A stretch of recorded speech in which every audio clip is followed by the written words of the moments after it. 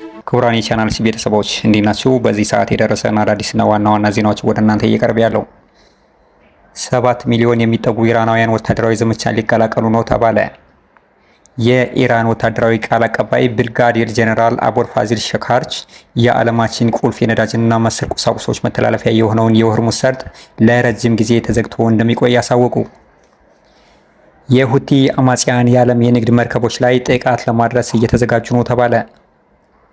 የአሜሪካ ፕሬዝዳንት ዶናልድ ጄ ትራምፕ 1.5 ትሪሊዮን ዶላር ለመከላከያ በጀት ጠየቀ።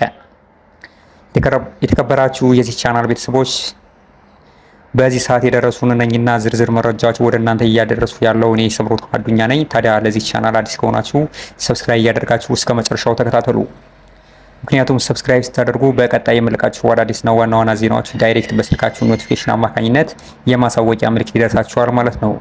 እንዲሁም ቪዲዮ ከወደዳችሁት ላይክ እና ሼር በማድረግ አበረታቱን።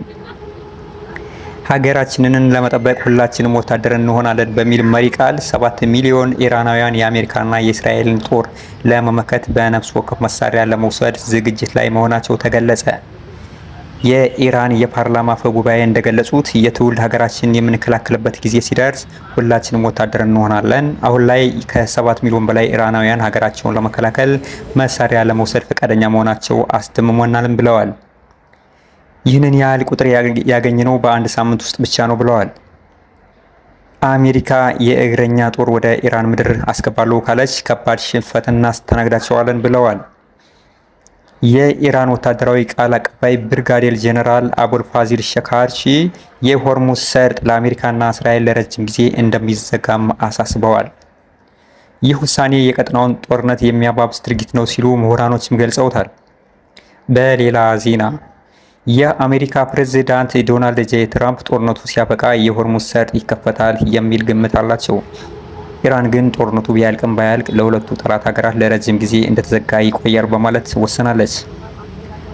በሌላ በኩል የሁቲ አማጽያን በዓለም አቀፍ የንግድ መርከቦች ላይ ጥቃት ለመፈጸም ዳግም በየመን እየተንቀሳቀሱ መሆናቸው ተገለጸ። ዋሽንግተን ፖስት እንደዘገበው እነኚህ ኃይሎች ከስትራቴጂካዊ በሆነው የባብ አል ማንዳብ የባህር መስመርና በቀይ ባህር ላይ ጥቃት ለመሰንዘር ዝግጅት እያደረጉ ነው ተብሏል። ቀይ ባህር ተዘጋ ማለት ለዓለም የአይን ብሌን የሆነው ለጭነት መርከቦች ወሳኝ መስመር በመሆኑ ወደ ተለያዩ የዓለም ሀገራት የሚደረጉ አቅርቦት እንቅስቃሴ ሙሉ በሙሉ ይቋረጣል ማለት ነው ተብሏል።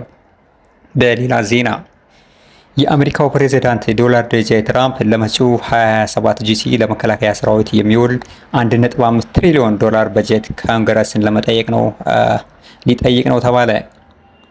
ይህም የበጀት መጠን በአሜሪካ ታሪክ ከፍተኛ በመሆኑ ተገለጸ።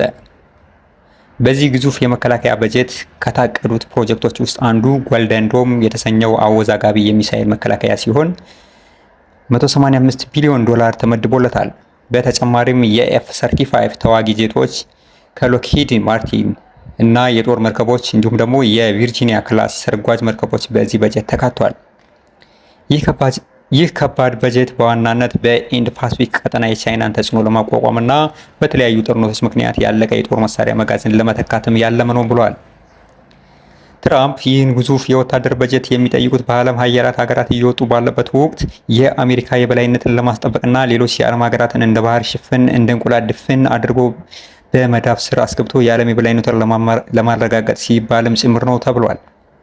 ነገር ግን አሜሪካ የበላይ መሆንን ብትመኝም እንደ ድሮ ዘመን ብቻዋን የምትመራው ወይም ደግሞ በማንም ሀገር ላይ ቀንበር መጫን እንደማትችል በቅርቡ የተነሱ ሀያላን የሚባሉ ሀገራት በተባበረ ክንድ አሜሪካን እጅ ባፍ የሚያስጭን ድል እያስመዘገቡ ይገኛሉ። ከነዚህ ሀገራትም ጥቂቶቹ ራሽያ፣ ኢራን፣ ቻይና እና ሰሜን ኮሪያ ናቸው። በሰሞኑ ኢራን እና አሜሪካ እንዲሁም እስራኤል ጋር በሚደረገው ጦርነት እንኳን ሁለቱ ሀገራት የኢራንን ክንድ መቋቋም ተስኗቸዋል ነው የተባለው።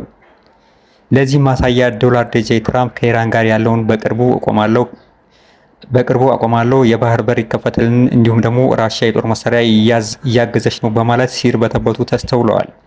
ነገር ግን ኢራን በበኩሏ ለአሜሪካ ፕሬዝዳንት የነብርን ጭራ አያዙ ከያዙም አይልቅቁ አይነት የጀብድ ምሳሌነት አስተላልፋለች።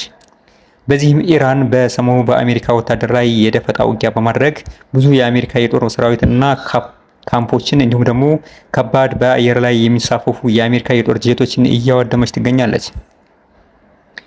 በቅርቡ የአሜሪካን ሉዓላዊነት ከመሬት በታች ላይመለስ እንቀብረዋለን በማለት የኢራን የጦር ኃይሎች ከባድ መልእክት አስተላልፈዋል። ክቡራን የቻናል ቤተሰቦች እስካሁን እናንተ ጋር የነበርኩን የሰምሮ ነኝ። ሰብስክራይብ፣ ላይክ ኤንድ ሼር እያደረጋችሁ በቀጣይ አዳዲስና ታማኝ መረጃ እስክንገናኝ መልካም ተመኘው።